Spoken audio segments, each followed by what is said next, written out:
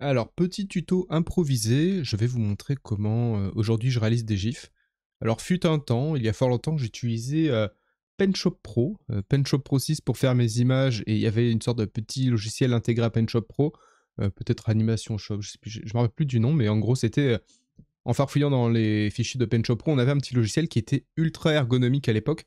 Donc à la base, hein, il y a très longtemps, je travaillais sur ça, mais bon, c'est plus du tout ergonomique aujourd'hui, en tout cas au niveau des fichiers, parce que c'est toujours ergonomique pour travailler, mais bon, on peut pas sortir un GIF correct ou les transparents des fichiers d'aujourd'hui ne marchent pas sur ce logiciel, il est trop vieux.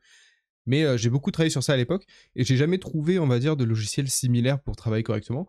Donc maintenant, les GIFs, en général, je les fais sur Sony Vegas parce que je trouve que c'est ultra simple, beaucoup plus simple, par exemple, que le système de PenShop Pro.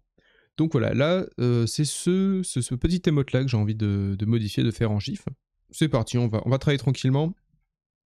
Alors déjà, on va séparer, on va dire, ce qui va devenir le fond et le devant, le premier plan et le second plan. Premier calque, deuxième calque. Donc déjà, j'ai détouré le RIP et le petit fantôme. Alors je précise, c'est un dessin d'Algata, hein, que vous pouvez retrouver sur le Discord ou sur algata.fr. Elle a aussi un petit serveur, elle a une chaîne Twitch. Et voilà, elle avait réalisé cet émote que j'aime beaucoup. Je trouvais le RIP un peu petit. Je voulais essayer de faire un truc que ça se voit mieux. Et maintenant qu'on peut mettre des gifs animés sur les emotes Twitch, eh ben, je me suis dit c'est l'occasion. Donc, déjà, j'ai pris un format carré. Alors, j'ai pris un format sur une emote que j'avais déjà, que j'ai agrandi. Hop. Et ensuite, donc, je suis venu intégrer donc, mon RIP dessus. Et ça, en fait, ça va être mon fond, tout simplement. Donc, normalement, je l'ai déjà fait, mais on va faire voilà, 001, enregistrer, clac. Et ensuite, il va y avoir donc mon deuxième calque qui va être le calque supérieur, qui va être donc le 00, j'ai dit quoi, 2, tac, voilà, hop. Donc là, on a déjà nos deux images. Alors, partir sur quelque chose de simple aussi hein, pour faire des gifs, c'est pas forcément la peine de se prendre la tête. Simple, efficace. Donc, j'intègre mon fond. Alors là, déjà, on voit que bon, le projet n'est pas à la taille de l'image. Donc ça, va falloir que je le règle tout de suite. Donc je vais aller là pour faire ça rapidement. Détail. On voit que c'est du 986 par 986. Donc ici, on va le mettre. Histoire de travailler sur des bonnes valeurs. Donc là, je travaille sur Sony Vegas Pro 14. J'imagine que c'est faisable sur n'importe quel Sony Vegas. Moi, j'aime bien celui-ci. Ensuite, je mets mon deuxième plan. Donc voilà, là, on a déjà fait quasiment le plus dur. Alors le plan au fond, évidemment, ne bougera pas. Alors le GIF va pas durer 4 heures, donc ça sert à rien que je l'agrandisse autant. Et ici, ce qui va se passer, donc mais je vais même pas découper, je vais directement créer une animation. Alors j'improvise, hein, j'improvise totalement. C'est histoire de, voilà, de profiter du fait que je le fasse pour vous montrer comment je travaille. Donc là, alors je vais quand même vous remontrer, voilà, j'ai cliqué ici sur le petit carré, ici, clac. Et donc ça, c'est tout ce qui va gérer la caméra de l'image. C'est ce qui va permettre, on peut zoomer, dézoomer et déplacer la caméra. Alors du coup, bah, ça donne l'impression que c'est l'image qui se déplace, mais en fait, faut vraiment voir ça comme une caméra qui bouge, quoi. Donc, moi, mon but, c'est que mon animation donc, commence. Hop, on restaure. Voilà, on va garder cette taille, peut-être l'agrandir légèrement. Mon but, c'est qu'on puisse lire quand même le RIP, voilà, tout le temps. Pas tout le temps. Qu'il y ait au moins des frames, on puisse le lire, quoi. Donc là, ça me paraît ok. C'est-à-dire que là, il y a toujours des frames, du moment que ça c'est valide, il y aura toujours des frames où on peut le garder. Donc là, je supprime bien le premier petit carré. Voilà, donc ça ici, je vais essayer de montrer clairement. Donc là, je zoome dessus, clac. Voilà, ça c'est vraiment la première frame, elle commence avec ce cadrage-là. Là, le but, ça va être que du coup, après quelques frames, ici, alors là, avec la flèche, quand je suis là avec la flèche droite, je décale le temps. On voit d'ailleurs ici le trait noir en dessous qui se déplace. C'est l'indicateur temporel, on va dire, de la vidéo. Je veux que par exemple à ce niveau-là, alors là j'ai pas calculé si on est à quoi, on est à 0,5 secondes. Imaginons, je veux que mon fantôme, alors là pareil, je clique sur le carré ici, sur le pointillé, et je décale avec la flèche droite. Voilà, disons que arrivé à 5 secondes, je veux que mon petit fantôme il soit là. Ensuite, sur une seule frame, je veux qu'il s'inverse. Je vais l'inverser directement ici. Donc là j'appuie sur Alt Maj, hop, et je le décale. le remets à peu près où il était. Fichier, exporter, clac. Ça va devenir mon 003. Alors bon, là j'avais la flemme de faire ça, mais bon, vu que je trouve pas d'astuce rapidement, on va pas perdre de temps. Hop. Ici, je reclique donc sur le petit carré. Je clique sur celui-ci, donc c'est mon dernier, on va dire, marqueur temporel de la position du fantôme. Alors je peux faire CTRL-C, mais là, pour vous montrer, je fais un copier dessus. Et en fait, pour remettre la même position, normalement ça devrait marcher. Je clique donc sur le premier petit carré ici, clic droit, coller, et normalement, si j'ai bien fait mon boulot, voilà, on le voit juste. Donc là on voit le temps, donc là il est là, on va simuler le GIF. Il avance comme ça, bam, il se retourne, et là le but c'est qu'il reparte dans l'autre sens. Donc là tout simplement je vais reprendre mon premier truc temporel. Le but c'est qu'il se retrouve à la même position qu'au début, mais en sens inversé. Donc par exemple, voilà, on coupe ici avec S, je reclique là, le petit carré. Là je vais sur la fin du marqueur temporel, CTRL-V parce que je l'ai copié juste avant. Et donc là maintenant, si on fait une boucle avec ça, alors c'est une boucle assez courte, on va voir si au niveau du temps ça passe. Là on va appuyer sur espace. Voilà. On a un petit GIF déjà qui fonctionne. Temporellement parlant, il est un peu rapide, je trouve. Il me fait un peu mal à la tête. Donc on va le ralentir un peu. Pour le ralentir, on va tester. Hein. Je vais tester comme ça. On va multiplier par 2 sa lenteur, on va dire. Donc là, je vais appuyer sur CTRL en chopant le bord de l'image et je vais l'étirer.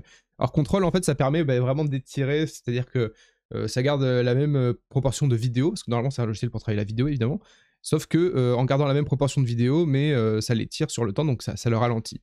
D'ailleurs, s'il y avait un son associé, le son deviendrait comme ça, genre par exemple. Ça le rendrait grave. Donc là, il va beaucoup plus lentement. Et là, pour respecter, on va dire que là, le marqueur bleu ici à droite va m'indiquer là où je dois m'arrêter, même la fin ici du fond. Donc là, pareil, j'appuie sur CTRL, j'avance, et puis là, voilà, ça s'arrête tout seul parce que il voit que j'essaie de m'aligner, donc il s'arrête. Tac. Donc là, je les aligne bien. On rallonge le fond, donc on le double. Donc là, d'un coup, mon GIF dure quasi 2 secondes et demie. Et donc voilà ce que ça donne maintenant. Je suis plutôt satisfait. Voilà, je suis content. C'est simple. Alors faut se rappeler que le GIF aussi, il fera genre cette taille à la fin. Voilà. Faut toujours garder ça en tête aussi. Quand on travaille sur quelque chose de gros, il faut toujours se rappeler que ça va être tout petit à la fin. Et du coup, c'est bien d'avoir conscience que il faut que ça soit un peu grossier et tout pour qu'on voit bien les choses. Mais là, ça me paraît ok. Alors là, mon seul problème, c'est que c'est un fond noir. J'aimerais que ça soit transparent, mais je ne suis pas sûr par contre d'arriver à faire ça. Je vais essayer, mais je ne suis pas sûr que ça marche. Donc là, référence à un de mes anciens tutoriels, hein, pour ceux qui ne savent pas, comment faire une vidéo à fond transparent. Afficher les favoris, bah ouais, affiche-les, non? Il veut pas. J'ai plus de favoris, j'ai perdu mes favoris. Ça, c'est chiant. Donc, de souvenirs, c'est QuickTime. Voilà, faut que ce soit un point move. Transparent, 720p. On va le personnaliser parce que du coup, on travaille sur du 980. De souvenirs, je sais plus. Bon, on va mettre un format carré, peu importe. On va mettre 500 par 500. C'est très bien. Ou même, je vais même le mettre en taille finale. Alors, la taille finale, on va aller sur celui-ci, qui est une taille Twitch. C'est 112 par 112 pixels. Donc on va directement le mettre à la taille qu'on veut au final. Et donc là, ça va le sortir normalement avec un fond transparent en vidéo, hein, mais pas forcément... Voilà, pour du GIF, maintenant, il va falloir réussir à convertir le point MOV, qui est là, qui est une vidéo, en GIF. Alors là, ce qu'on va aller voir... tac. On va tester carrément comme ça. Move to GIF.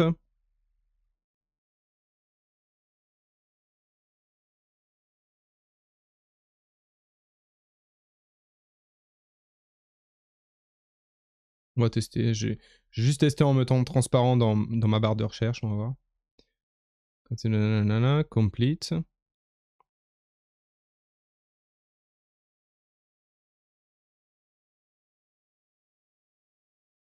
Et ça a marché. Putain, bah voilà, je suis le premier étonné. Je suis le premier étonné. Nous avons un GIF avec fond transparent. On a fait ça en quoi? 12 minutes. 12 minutes alors que je savais pas faire. Donc maintenant que vous avez le tuto, vous devriez aller plus vite que moi. Et voilà, on a un GIF fond transparent qui fonctionne parfaitement, qui va pouvoir aller sur Twitch, on va directement l'intégrer. Hein. Voilà, je ne m'étonne pas, on va tester de suite. Alors GIF en ligne, ça doit être ça. Non, c'est pas le bon. C'est lequel? 4h15. Oui, il est 4h du mat. Bonjour. Bonjour, il est 4h. Et ben ça a l'air de parfaitement fonctionner. Hein. Alors, elle me dit qu'il y en a un autre qui s'appelle RIP. On va essayer quand même de le... Tac, tac, ouais, c'est bon. Ça a sûrement remplacé. Et donc ça marche, nous avons un emote. Nous avons un emote. Bah, je suis très content. Je suis très fier de moi. Très très fier, monsieur. Je vais le tester dans le chat, voir s'il est déjà disponible. Oui, il est disponible. Et ça marche. Alors voilà, c'est un peu petit toujours. Je verrai si je le règle. C'est vrai que quand on clique, on voit très très bien. D'ailleurs, ça rend bien en vrai, ça rend bien.